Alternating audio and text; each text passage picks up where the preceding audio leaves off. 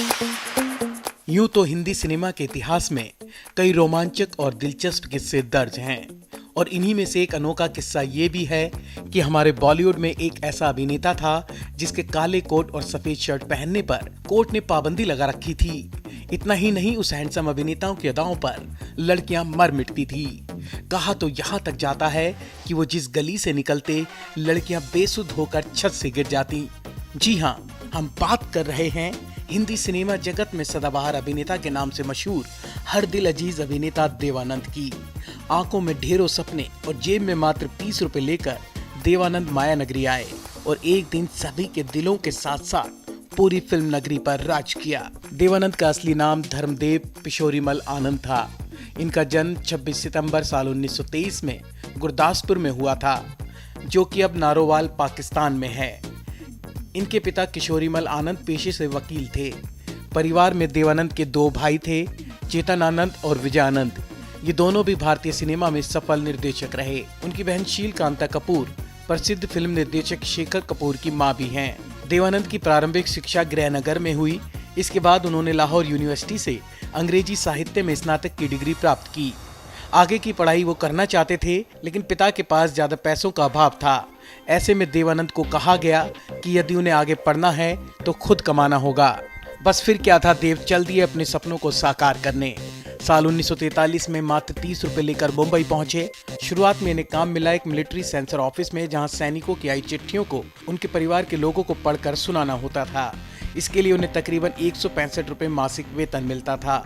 लगभग एक साल तक मिलिट्री सेंसर में नौकरी करने के बाद देवानंद अपने बड़े भाई चेतन आनंद के पास रहने चले गए, जो कि उस समय भारतीय जन नाट्य संघ यानी इप्टा से जुड़े हुए थे। भाई की देखा देखी देवानंद भी इप्टा में शामिल हो गए और नाटकों में छोटे मोटे रोल करने लगे। अभिनय की बारीकियां सीख लेने के बाद देवानंद ने फिल्मों में काम पाने के लिए प्रयत्न शुरू कर दिए और ये मौका उन्हें मिला साल 1946 में प्रभात स्टूडियो की फिल्म हम एक हैं से। इस दौरान ही प्रभात स्टूडियो में उनकी मुलाकात गुरुदत्त से हुई, जो उस समय फिल्मों में कोरियोग्राफर के रूप में अपनी पहचान बना रहे थे। इस फिल्म के बाद देवानंद को पहचान तो मिल गई, लेकिन उनका नाम चमका साल 1948 में आई फिल्म जिद्दी से, जो कि देवानंद के फिल्मी करियर की पहली हिट फिल्म साबित हुई। फिल्म की कामयाबी के बाद देवानंद ने उत्साहित होकर खुद फिल्म निर्माण के क्षेत्र में कदम रखा और नवकेतन बैनर की स्थापना की। उनके इस बैनर ने साल 1950 में अपनी पहली फिल्म अफसर बनाई, जिसके निर्देशक उनके बड़े भाई चेतन आनंद थे। इस फिल्म में उस जमाने की जानी मानी अभिनेत्री सुरैया के साथ देवानंद की जोड़ी बनाई गई, लेकिन ये फिल्म बॉक्स ऑफिस पर पूरी तरह से असफल रही। अपनी असफलता से सीख लेते हुए देव साहब फिल्मों के चयन में सावधानी बरतने लगे। नतीजा ये हुआ कि अगले ही साल 1951 में आई उनकी फिल्म बाजी जबरदस्त हिट हुई और देवानंद को एक चमकता हुआ सितारा बना दिया। इसके बाद तो उन्होंने कभी पीछे मुड़कर नहीं देखा। उनकी फिल्में एक के बाद एक हिट होने लगीं।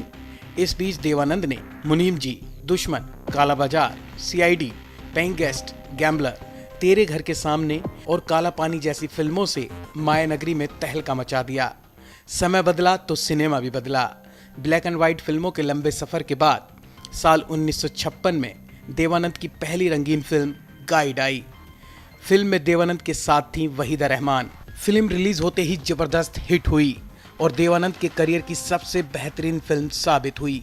आज भी कहा जाता है कि दोबारा गाइड शायद कभी नहीं बन सकती। देवानंद की खूबसूरती पर यूं तो देश की हर लड़की फिदा हुआ करती थी, लेकिन खुद देवानंद जिसके प्रेम में पड़े वो थी अभिनेत्री सुरैया। ऐसा कहा जाता है कि फिल्म अफसर के दौरान एक गाने की शूटिंग करते हुए देवानंद और सुरैया की नाव पानी में पलट गई, जिसमें से उन्होंने सुरैया को डूबने से बचा लिया। इसके बाद दोनों एक दूसरे के करीब आ गए, लेकिन सुरैया की दादी अलैदा दर में रिश्ते के खिलाफ थी। आखिरकार ये जोड़ी टूट गई। सुरैया ताउम्र कुंवारी रही और जब साल 2005 में सुरैया का निधन हुआ तो देवानंद उन लोगों में से एक थे जो उनके जनाजे में शामिल हुए। झुक झुक कर डायलॉग का अंदाज हो या फिर उस दौर में लड़कियों के बीच इनकी लोकप्रियता की बात, देवानंद अपने समकालीन एक्टरों में हमेशा अलग थे। उनके बेहतरीन अभिनय की वजह से उन्हें एक नहीं कई पुरस्कार मिले। देव साहब को फिल्म फेयर पुरस्कार के अलावा साल 2001 में भारतीय सिनेमा में योगदान के लिए पद्म भूषण सम्मान दिया गया, तो वहीं साल 2002 में फिल्मी दुनिया का सबसे बड़ा अवार्ड दादा साहब फाल्के पुरस्कार से सम्मानित किए गए। देवानंद की शादी अपने जमाने की मशहूर अदाकारा कल्पना कार्तिक से साल 1954 में हुई थी, जिनसे उन्हें एक बेटा हुआ, सुनील आनंद। दूसरे एक्टर्स की तरह देवानंद ने भी अपने बेटे सुनील आनंद को फिल्मों में स्थापित करने के लिए बहुत प्रयास किए, लेकिन नाकामयाब हुए। देवानंद फिल्मों को पूरी तरह समर्पित थे।